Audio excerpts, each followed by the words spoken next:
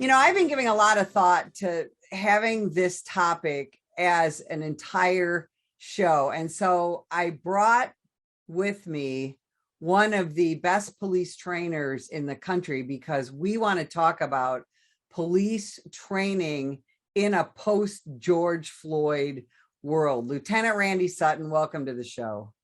And thanks for having me, Betsy. This is a critical topic, especially now in the aftermath of everything we've seen. Well, that's the thing, Randy. So let's talk about that. For the last more than 2 years now, American law enforcement has, we've been vilified, we've been abused, we've been told that we're too violent, we're a danger to our communities, even though none of the statistics bear this out. And a lot of agencies have been defunded. And one of the things we're seeing now, 2 years later, is we're seeing a decline in the number of police officers that are staying on the job, also a decline in the numbers that we are able to bring to the profession. And we're seeing a lack of training and quite frankly, a lack of intestinal fortitude in some to do this job. Let's talk about that.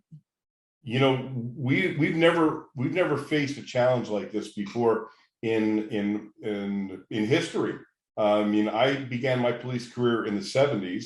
Sorry to date myself, but and in the ensuing years, there have been ups and downs for law enforcement. It's a very visible.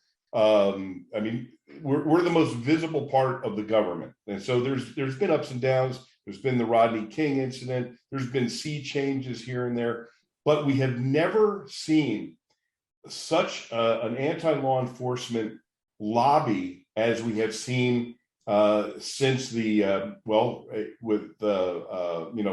Ferguson, and then things started calming down again, and then George Floyd, and that was the pivotal moment, if you will, where we have seen law enforcement vilified by almost every level of government, celebrity, sports figures, you name it. The anti-law enforcement rhetoric and the resulting changes that we have seen has damaged law enforcement.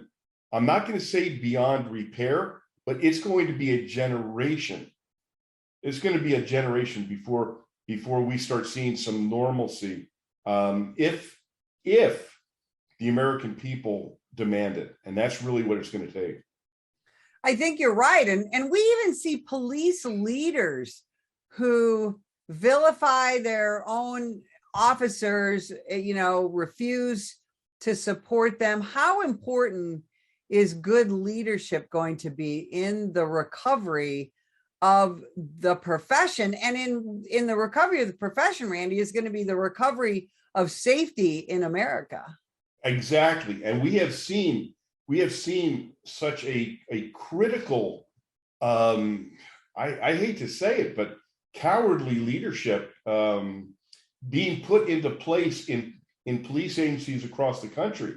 There has been a movement afoot of political correctness that has damaged law enforcement nationally. We've seen many police chiefs who've been put into those positions of leadership, critical positions of leadership, who are simply either inept, incompetent, political tools for the political environment. But one thing we have seen is a diminishing respect by the officers themselves for their leadership. You and I both interact with police officers across the nation. Every day, that's our life, as we talk to cops from around the country. And I have never seen what I'm seeing now, and that is the officers feel absolutely betrayed. They feel betrayed by their political leadership. Many times they feel betrayed by their department administration and leadership. And this is what I hear all the time. This is the comment. I'm not afraid of going out there and facing the bad guys. I'm afraid of my own bosses. And that is not only sad, but this is why we are facing these critical deficiencies in law enforcement response now. And, and you're so right. And I think one of the most frustrating things is, the National Police Association does polling, and we find that most Americans support law enforcement. Most Americans care about us and our mental health and our safety, and they know that they need us. There seems to be this small majority that has the loudest voice or gets the voice on, TV and radio and in the media, talking about how law enforcement is the problem. And so now for 2 years, what have we seen? We've seen, diminished numbers in law enforcement and an extraordinary rise in both violent crime and property crime around the nation. And then you get we've had this influx of progressive prosecutors who, even when we bring them cases, they refuse to prosecute them. And all of this is a horrible stew of bad news for the American public. Now, Randy, after Ferguson and then after George Floyd, there was a lot of talk about, we can't have warrior cops. We don't want cops to be aggressive. We don't want cops to have militarized equipment and quote unquote military weapons. And then last month, the American public was subjected to seeing what happened at Robb Elementary School in Uvalde, Texas, where we saw a not a very good law enforcement response. And I want to talk about police training and why we need to get back to basics when it comes to officer safety and active shooter training. So let's talk about that. Well, you hit it right on the head. I mean, we have seen the diminishment of training, the quality of the training, the subject matter. Suddenly, in the aftermath of Ferguson and then George Floyd, we literally saw and police training is the most critical aspect of policing. If you don't train your officers properly, you don't train your officers to be warriors, and I'm going to use that term unashamedly, because there is a time when you need to be a warrior. You don't need to be a warrior every single moment of your shift, but you sure as hell better be ready to go into warrior mode at the moment that it is required.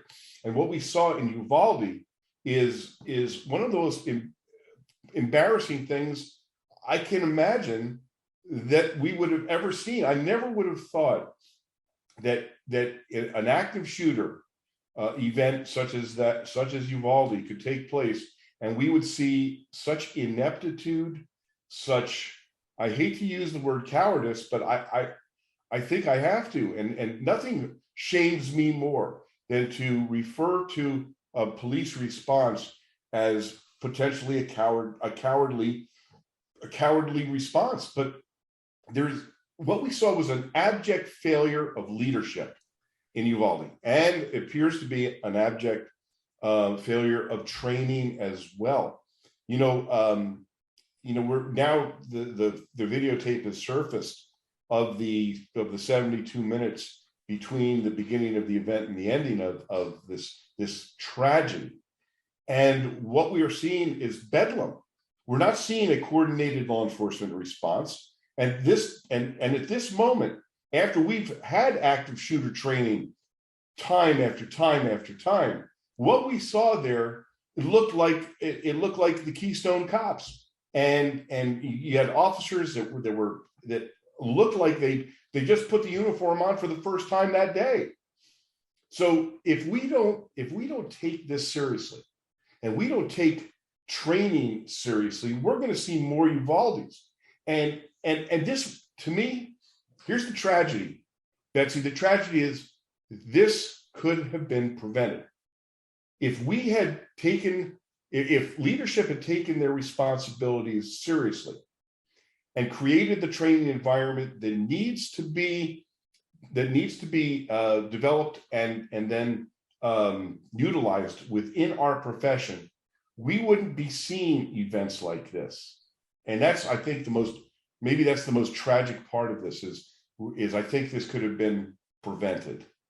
Well, yeah, Randy, you and I were both active law enforcement when the Columbine High School shooting happened. And we changed everything that we did in law enforcement about active shooter training. And one of the things that we did in law enforcement training is we talked about those warrior values, that warrior cop. And then, that started to get, the public started to talk about, oh, we don't want warrior cops. And then I think what we saw in Uvalde is now people want warrior cops. And you said a very important thing that you not, as a law enforcement officer, you don't go out there every day at the beginning of your shift and you've got this constant military warrior mindset. That's not how it works. Cops know, and we're trained to be able to do everything from, respond to an active shooter to deliver a litter of puppies and everything in between. And we know how to switch back and forth. That's what makes us different from the military. But, after George Floyd, as you know, my husband is one of those dreaded warrior trainers, and he teaches those warrior values of duty, honor, courage, loyalty, strength, selfless service. He got protested. He got written up in the media for teaching values like that. And then a friend of all of ours, Lieutenant Colonel Dave Grossman, he also got attacked for using strong language while teaching police officers how to hunt an active shooter in his school. And that video of him in class was taken out of context. And frankly, he was lied about. And so I want to straighten the record out on some of that. And I want to talk about some of the police training that's now available. And last year, you and I and a lot of other trainers participated in the first annual National Law Enforcement Survival Summit put on by the Wounded Blue. You coordinated it. You're going to do it again this year. Talk about some of the training that you feel is going to be important at that event and other events around the country. Yeah, absolutely. The attempt to cancel trainers like Dave and like Dave Grossman and others because they are politically incorrect now in some weird way. This is the exact opposite of the trajectory that we need to go. Now, I actually, I'm a survivor of several gunfights, and I credit my training that actually I attended when Dave was training in the warrior mentality and in the warrior spirit. And I credit that training with saving my own life. So I'm very, very passionate about this, Betsy. And when I created the Wounded Blue, which is the National Assistance and Support Organization for injured and disabled officers, I began working with cops who had been injured in the line of duty, both physically and emotionally. And it's even more personal to me now. So as a longtime trainer myself, I wanted to develop a program that might keep officers from getting injured or disabled in the line of duty, whether it was physical or emotional. So the mission of the Wounded Blue is to improve the lives of injured and disabled officers through support, education, assistance, and legislation. Education is absolutely vital to the mission. So we created last year, it was the first time we did it, and it was a resounding success. You were a participant in it. You saw it. You saw the value of it from firsthand. The first National Law Enforcement Survival Summit. Every aspect about surviving a law enforcement career. And that includes tactically, that includes the warrior mentality, that includes a myriad of important training to prepare yourself for what's coming. And let me tell you, we all know the reality. You're going to be, if you're a police officer, you're going to face physical and emotional danger on a routine basis. Sometimes your own life or the life of others will be out front and in your hands. And if we don't prepare our officers for that, if we don't prepare them mentally and physically and emotionally, then we are A, letting them down, and B, we are going to be attending more police funerals. And we have to do everything in our power to protect those men and women. And that's what the Wounded Blue is all about. This Survival Summit should be mandated training for every cop in America. It will save lives, it will save careers, it will save marriages, because it is all about surviving a career physically, tactically, mentally, emotionally, relationships, leadership. It hits every topic. And we have the A team of trainers coming. Trainers like you, trainers like Dave, trainers like Sheriff Mark Lamb, Sheriff Mark Lamb of Pinellas County, Jason Schechterly, whose incredible story, and so many others. It's going to be in Indiana this year, October 11th through the 14th. People can go to thewoundedblue.org, our website, sign up for it. It's inexpensive training, and it is probably the most important training you'll ever have in your police career if you are a law enforcement officer or the spouse or loved one of a cop. And I want people to understand that, you can have a cop can have all the firearms and weapons and tactics and all that, but if you don't have the mindset to be able to use it, then frankly, they're worthless. And we've got to, we've spent a lot of time now talking about de-escalation and proper pronouns and things like that. And I really believe, and I think the American public wants American law enforcement to get back to the business of protecting themselves and protecting the public. And that's one of the things that this type of training is going to do, because you know better than anybody, Randy, you study this stuff. And in fact, you've come out with a new book because you have been seeing the decline in numbers of law enforcement officers across this nation. And when there's not enough law enforcement officers, there's not enough of us to protect the public. And that's our job. Talk about the new book.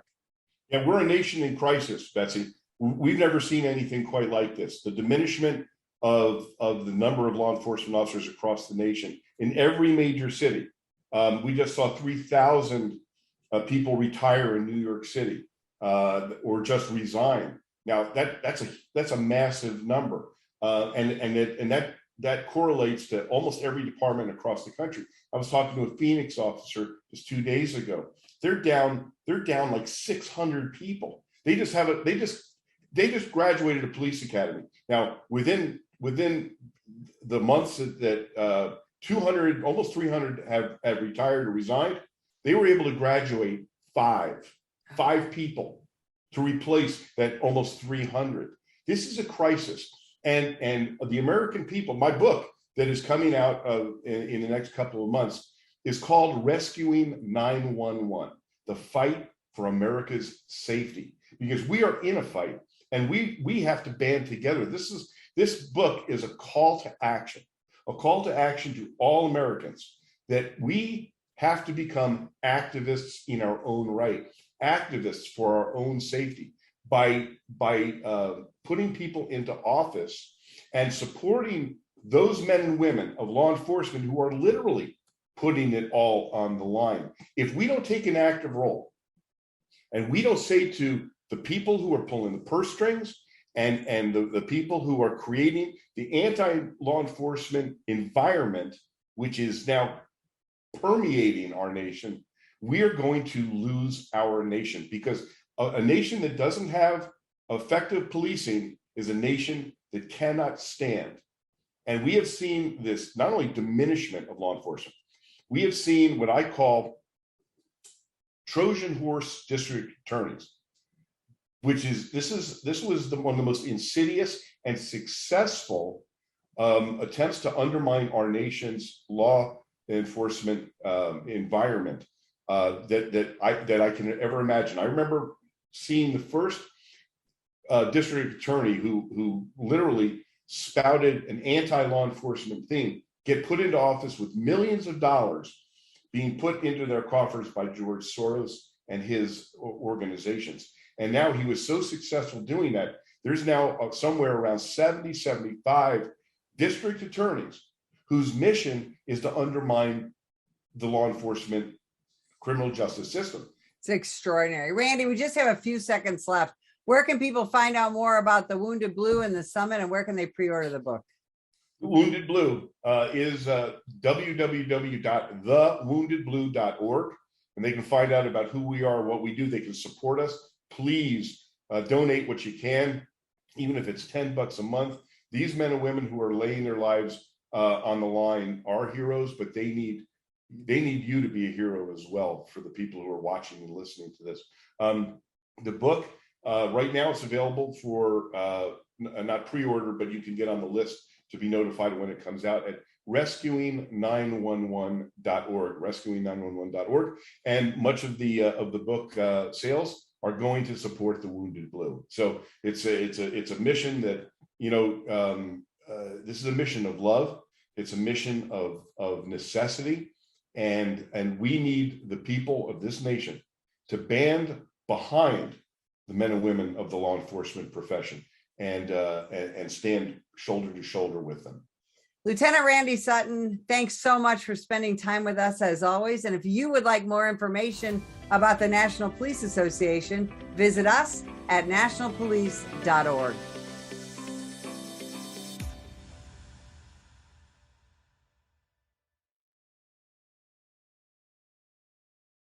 Ma'am, put the gun down! Put the gun down! Last year, law enforcement officers were involved in hundreds of thousands of use of force incidents. A use of force incident is when an officer must use nonverbal tactics to gain control of a dangerous situation. Put the knife on the ground. In many cases, officers have no choice but to use force when a suspect doesn't comply with a lawful order. Use of force is always ugly.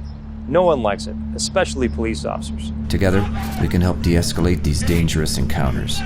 Help police officers by complying with their lawful orders. Don't attack, attempt to disarm, or flee from an officer. Use of force is an officer's last option. Most incidents can be avoided by not resisting arrest. If you feel you've been wrongfully detained by a police officer, then seek a legal solution after the encounter has been resolved. Let's keep everyone safe. Comply now and complain later.